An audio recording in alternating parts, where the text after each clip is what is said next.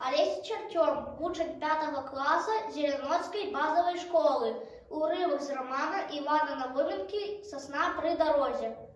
Хорошо, ось так у чотирьох істі польовою дорогою, дихаючи на повні груді, густими пахами разомлелой, толстой земли. Над головой высокое небо, местинами, як попел, шере, местинами светлейшее, и зорки на им, як незліченные сребристые искринки.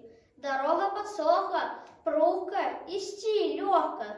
Напереді у мястэчку привабны ланцужок агнёў, што запаліліся ў хатах і на слупах, на вуліцы. І самыя зыркі агні у окнах школы. Яны пануюць над усімі астатнімі. Яны нібы вянок гэтай вячэрняй прыгажосці.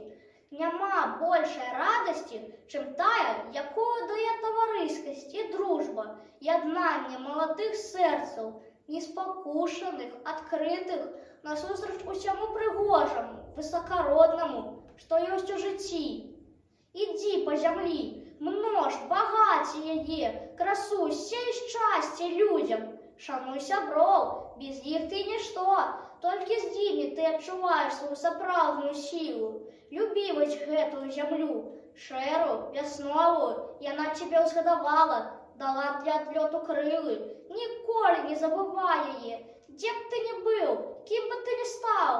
Тут ты сказаў сваё першае слово, спазнаў першае шчасце. Яна твая маці.